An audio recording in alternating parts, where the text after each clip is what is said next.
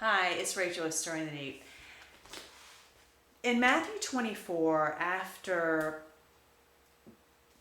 Christ was talking about this parable of the servant, the good servant and the one that wasn't so good, he says at the end in 51, "And I will cut him in two and appoint him his portion with the hypocrites. There shall be weeping and gnashing of teeth." This issue of hypocrisy is something that God talks about repeatedly throughout the Bible, and it is something that he absolutely abhors. And the Pharisees of Jesus' day were an example of this, meaning on the outside they looked very righteous and very good and probably very loving, but it wasn't what was going on inside. So there was a huge disconnect. They weren't at all being real. And God is very real, and God is truth. And there's nothing fake about him, nor does he ever ask us to be fake. And this is one of the major issues that I see with religion, is it causes people to follow a certain rules, and often those rules are around what they think is good and what they think is loving. And it's a contrived love. It's a fake love. And I really feel like this is the spirit of the Antichrist. And when you read in the Bible about how, Satan even transforms himself into this angel of light, right? Light being truth and righteousness and goodness and love. And his ministers do that as well. And that's why I say that's the spirit of the Antichrist, because it's very fake, it's very misleading, it's twisting the scriptures to your own destruction. It's contrived. And nothing that God ever asks us is to do that. He says to give willingly, without compulsion. He says for our love to be sincere.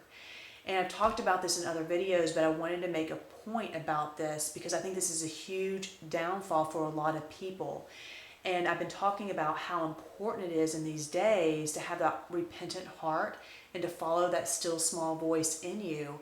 But what happens is when you have these doctrines that are creating contrived love and contrived righteousness, like, we'll go do this because that's being a good person, or this is the image of a Christian image or a godly image, and so live that way and be that image, and yet that person's heart isn't there.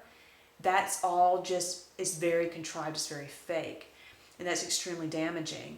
And when you have those doctrines, like it says in 1 Timothy, is that those doctrines actually sear your conscience.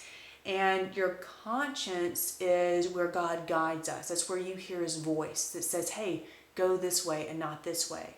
So if God's leading you one way, but you say, well, no, this is the loving way because this is what the doctrines say and this is what my religion dictates. And God's like, that's not what I'm asking of you at all. And so you're putting the authority of that religion and those doctrines over God. Do you see how that works? So that's why religion can be extremely harmful and really promote this hypocrisy and not being real and not having that sincere love that God calls us to. Because if you've ever been around fake love, contrived love, it's not good. And we all probably have been on both sides where we have done it and we have received it. And this is not at all what God asks of us. And so if you have been in this place, I would really strongly encourage you to examine that part of your life. If you try to be loving, if you try to be good, if you have an image of what you should be, and that's what you're striving for, I would say cease. And so what do? Seek God in truth and spirit, meaning spend time in the Word and get to know who he really is. Put all of your issues aside and say, God, I want this to be real. I want to have your righteous love. And so as you learn and walk with God and be real, all the time be real, then that's when God can really start to work on you. Because we don't like the way that we are because we realize it's not good. So let God be real about it and let God change you. He's We're the work of his hands. We're his workmanship. It's not our work.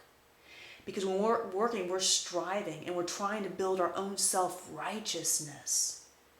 And that is not good, because now we don't even see that how broken we are, right? We're blind to it. And that was one of the things that Jesus told the churches in Revelation to repent of, is, it's like they're losing that first love. They're not, they're doing all these works, but it's like their heart is so far from him. And that's what it was in Matthew 7:22, where it talks about, the people that come to Christ at his return. Lord, Lord, but we did all these things in your name. But he's like, I never knew you. He sees that as lawlessness. If you're trying to do things on your own effort, and so you're building up your own self-righteousness, that's lawlessness. So this is the main problem with religions, or one of them. So I would encourage you to get real and spend that time with God and listen. Listen to that still small voice saying, walk this way, and listen to that and forget everything, all the other stuff, and really seek to know who God is and what that true righteous love is, and to be filled by him and let him move you. Abandon your self-will that's trying to do anything like that, and just let God consume you and take over, and let him govern your spirit. Till next time, keep stirring the deep. It's the one thing that changes everything else.